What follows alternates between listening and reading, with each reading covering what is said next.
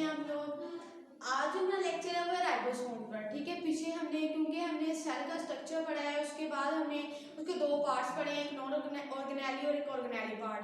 Non organelle जो है वो हमारा कंप्लीट हो चुके हैं, ठीक है। उसके बाद हमने ऑर्गेनेली पार्ट स्टार्ट किया हुआ है। सबसे पहले हमने देखा था कि न्यूक्लियस क्या होता है, और आज जो हमारा सेकंड लेक्चर है वो है राइबोसोम। राइबोसोम्स क्या होते हैं, ठीक है, वो हम देखते हैं कि राइबोसोम क्या होते हैं। सबसे पहले राइबोसोम्स होते हैं टिनी ग्रैनुलर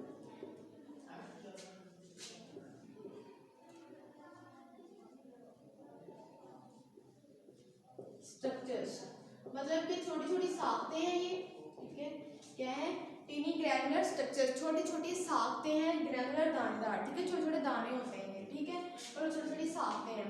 उसके बाद ये क्या है, हमने कहा था कि जो ऑर्गेनेलीज होती है वो तीन तरह की होती हैं, ठीक है, क्योंकि ये एक ऑर्गेनेली है, मतलब एक ऑर्गेनेली थी सिंगल मेम्ब्रेन बाउंडेड, एक डबल मेम्ब्रेन बाउंडेड, और पिछले लेक्चर्स में मैंने सही डिटेल में बताया था, ठीक है। और एक होती है नॉन मेम्ब्रेन बाउंडेड, मतलब कुछ ऑर्गेनेलीज ऐसी हैं जिन पे सिर्फ एक लेयर होती है, कुछ ऐसे जिन पे डबल लेयर होती है। न्यूक्लियस जो हमारे पास था वो क्या था, डबल मेम्ब्रेन बाउंडेड, मतलब उसमें दो तहें थी। और कुछ होती है जो वो नॉन मेम्ब्रेन बाउंडेड होती है, उन पे कोई मेम्ब्रेन होती नहीं है, ठीक है। तो जो राइबोसोम्स होते हैं हमारे पास, ये नॉन मेम्ब्रेन बाउंडेड है, ठीक है। क्या है? नॉन मेम्ब्रेन बाउंडेड, मतलब कि ये विदाउट मेम्ब्रेन है, नॉन मेम्ब्रेन बाउंडेड।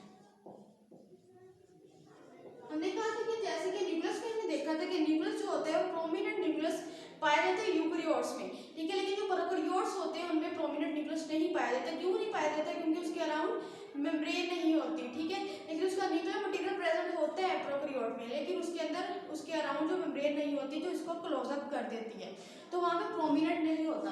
लेकिन जो ये क्या है, राइबोसोम, ये नॉन मेम्ब्रेन बाउंडेड है। अब ये यूकेरियोट्स में भी है, प्रोकैरियोट्स में भी है, ठीक है। It present in both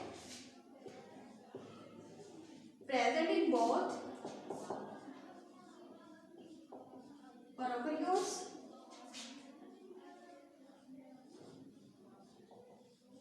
and eukaryotes, ठीक है। ये क्या है, ये दोनों में पाया जा रहा है, प्रोकैरियोट्स में भी और यूकेरियोट्स में भी। राइबोसोम्स कहाँ पे पाए जा रहे हैं? प्रोकैरियोट्स और यूकेरियोट्स दोनों में ये प्रेजेंट होते हैं। प्रोकैरियोट्स में तो मेनली ऐसी ऑर्गेनेल्स होती है जो कि नॉन मेम्ब्रेन बाउंडेड है, तो जो हमारे पास राइबोसोम है ये भी नॉन मेम्ब्रेन बाउंडेड है। लेकिन जो यूकेरियोट होते हैं इसमें तीनों तरह की होती हैं। कुछ में ऑर्गेनेलिज ऐसी हैं जो कि सिंगल मेम्ब्रेन बाउंडेड है, कुछ ऑर्गेनेलिज ऐसी हैं जो कि डबल मेम्ब्रेन बाउंडेड है, कुछ ऑर्गेनेलिज ऐसी हैं जो कि हमारे पास नॉन मेम्ब्रेन बाउंडेड है, ठीक है। तो वो आहिस्ता आहिस्ता हम सारी जो है डिटेल से पढ़ेंगे। जो आज है वो मेनली हम राइबोसोम पढ़ रहे हैं। तो राइबोसोम जो होते हैं ये प्रोकैरियोट्स में प्रेजेंट है और यूकेरियोट्स में प्रेजेंट है। लेकिन इसमें डिफरेंस क्या है? क्योंकि प्रोकैरियोट्स जो है ये इतनी डेवलप्ड सेल नहीं है, लेकिन ये जो हमारे पास यूकेरियोट्स है ये डेवलपिंग सेल्स है, मतलब ये डेवलप हुए हैं, ये बेहतर है प्रोकैरियोट्स से, ठीक है। तो इसमें डिफरेंस क्या है, इनका कंपैरिजन कर लेते हैं। जो राइबोसोम प्रेजेंट होता है, जो राइबोसोम्स प्रेजेंट हैं यूकेरियोट्स में प्रेजेंट होते हैं वो तकरीबन 10 टाइम लार्ज होते हैं, ठीक है, 10 टाइम लार्जर देन प्रोकैरियोट्स, ठीक है। प्रोकैरियोट्स के जितने भी हमारे पास राइबोसोम्स होते हैं वो 10 गुना छोटे होते हैं यूकेरियोट्स के, और जो यूकेरियोट्स के होते हैं वो 10 गुना तकरीबन बड़े होते हैं प्रोकैरियोट्स के राइबोसोम से, ठीक है। तो ये हमारे पास क्या था, डिफरेंस है यूकेरियोट्स का और प्रोकैरियोट्स के राइबोसोम्स का। इसके अलावा हमने क्या कहा है, राइबोसोम जो होते हैं वो टिनी ग्रैनुलर स्ट्रक्चर से, उसके बाद ये नॉन मेम्ब्रेन बाउंडेड है, इनके ऊपर कोई मेम्ब्रेन कवरिंग नहीं होती है, ठीक है। इसके अलावा अब हम इसकी देखते हैं लोकेशन चेक करते हैं कि ये पाया कहाँ पे जा रहा है, ठीक है। तो वो लोकेशन और कंपोजिशन इसकी हम अब देखते हैं। लोकेशन, ये जो राइबोसोम्स होते हैं हमारे पास, उनकी लोकेशन क्या है, ये कहाँ पे पाए जा रहे हैं, इसकी इनकी मेनली दो लोकेशंस होती हैं, ठीक है, दो लोकेशंस में ये पाए जाते हैं। फर्स्टली हम देख लेते हैं ये कौन सी होती है। फ्रीली फ्लोट इन साइटोप्लाज्म, ठीक है।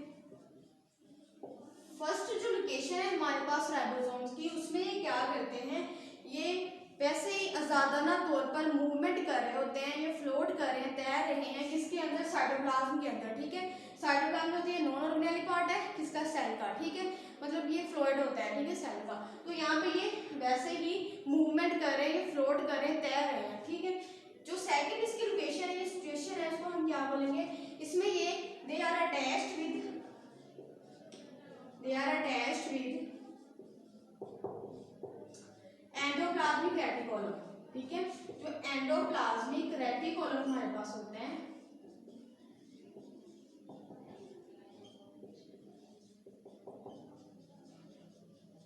ठीक है। दो इसकी हम लोकेशंस पढ़ी हैं, या तो ये फ्रीली मूव कर रहे होते हैं, फ्रीली तैर रहे होते हैं साइटोप्लाज्म के अंदर, सेल के साइटोप्लाज्म के अंदर, या फिर ये क्या करते हैं अटैच हुए होते हैं एंडोप्लाज्मिक रेटिकुलम के साथ, ठीक है।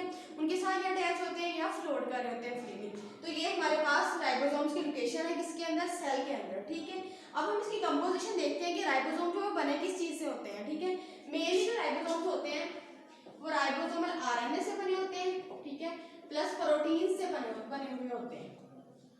मतलब इनके जो मेनली दो कंपोनेंट्स है, एक प्रोटीन है एक राइबोसोमल आरएनए, ठीक है।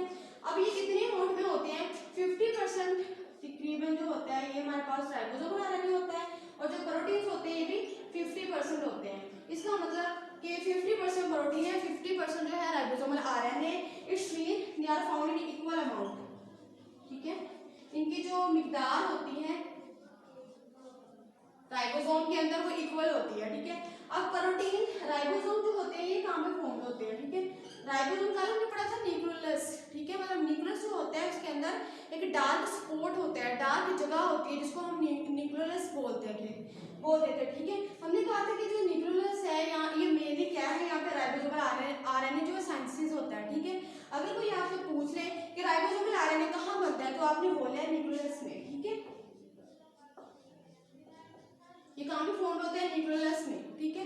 इसके अलावा जो प्रोटीन्स होती हैं ये फॉर्म होती हैं कहाँ पे, ये मेनली ज्यादातर इनकी प्रोटीन सेंसिटिव राइबोसोम के अंदर फॉर्म होती है, ठीक है। लेकिन जो राइबोसोम होता है वो खुद भी किसका बना हुआ है, 50% प्रोटीन्स का और 50% जो है वो राइबोसोमल आरएनए का। अब हम इसका फंक्शन देखते हैं, ठीक है, कि जो राइबोसोम्स हमारे पास होते हैं इनका फंक्शन क्या है, ठीक है, इनकी फंक्शनिंग क्या है। ये तो इसकी लोकेशन और कंपोजिशन होगी। अब हम इसकी फंक्शन चेक करते हैं। ये जो राइबोसोम्स होते हैं हमारे पास, ये राइबोसोम जो है इनका फंक्शन क्या है, ठीक है। राइबोसोम का जो मेन फंक्शन है वो होता है प्रोटीन सिंथेसिस,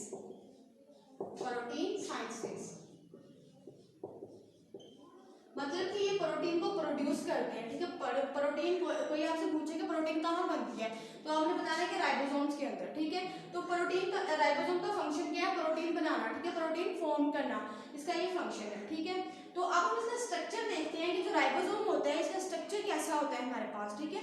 वर्किंग तो हमने देख ली है कि इसके प्रोटीन सिंथेसिस करता है। जो स्ट्रक्चर में ये मेनली 2 सब यूनिट्स का मिश्रण होता है, ठीक है। इसके कितने यूनिट्स होते हैं, 2 सब यूनिट्स होते हैं। सब यूनिट तो छोटा मतलब इसके 2 छोटे यूनिट्स होते हैं, ठीक है। एक यूनिट जो है इसको कह देते हैं लार्ज सब यूनिट, ठीक है। और जो दूसरा होता है हमारे पास वो होता है स्मॉलर सब यूनिट। ये दोनों इसके सब यूनिट्स हैं हमारे पास, ठीक है। अब ये तो हमने बता दिया कि इसके अंदर 2 सब यूनिट्स होते हैं, एक लार्जर सब यूनिट होता है, एक स्मॉलर होता है। लार्जर जो होता है वो नीचे होता है, जो स्मॉलर है वो इसके ऊपर होता है, जैसे कि ड्रॉ कर लेते हैं,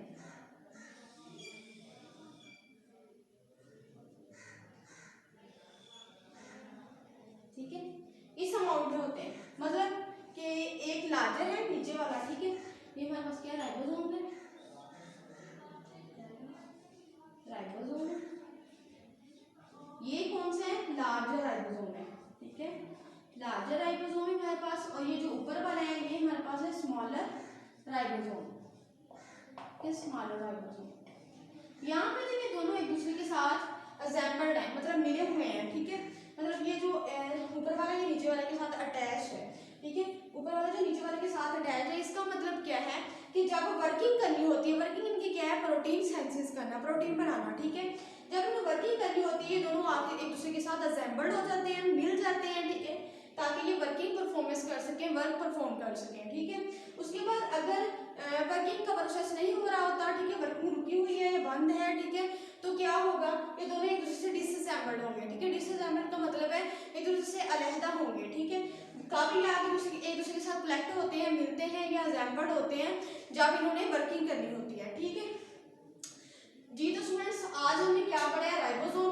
राइबोसोम क्या होते हैं, हमने कहा है ये टीनी ग्रैनुलर स्ट्रक्चर्स होते हैं, छोटी छोटी दानेदार साख्तें हैं जो कि या तो हमारे साइटोप्लाज्म के सेल के साइटोप्लाज्म साइटोप्लाज्म के अंदर फ्लोट कर रही होती हैं या फिर एंडोप्लाज्मिक रेटिकुलम के साथ आगे अटैच होती हैं। इसके अलावा ये नॉन मेम्ब्रेन बाउंडेड है, मतलब विद आउट मेम्ब्रेन है, मेम्ब्रेन के बगैर है। इसके अलावा हमने देखा कि ये प्रोकैरियोट्स और यूकेरियोट्स दोनों में प्रेजेंट होती है। प्रोकैरियोट्स का जो साइज होता है राइबोसोम का वो 10 गुना कम होता है किससे, यूकेरियोट्स से। इसके अलावा हमने देखा इसकी फंक्शनिंग क्या है। फंक्शनिंग में हमने देखा है कि ये प्रोटीन सेंसिंग करता है। इसकी कंपोजिशन क्या है, राइबोसोमल आरएनए 50% होता है इसमें और 50% इसमें प्रोटीन्स होती हैं। उसके बाद हमने देखा है कि इसका स्ट्रक्चर क्या है। स्ट्रक्चर में हमने देखा है कि इसके 2 यूनिट्स होते हैं, सब यूनिट्स, ठीक है, एक स्मॉलर सब यूनिट, एक लार्ज सब यूनिट। ये जो सब यूनिट्स है ये असेंबल्ड हो जाते हैं जब वर्किंग करनी होती है, प्रोटीन सेंसिस करनी होती है, लेकिन जब ये वर्किंग नहीं कर रही होती है एक दूसरे से डिसअसेंबल्ड होते हैं, ठीक है। तो ओके जी स्टूडेंट, ये हमारे पास था राइबोसोम। राइबोसोम क्या होते हैं, ठीक है जी, अल्लाह हाफिज़।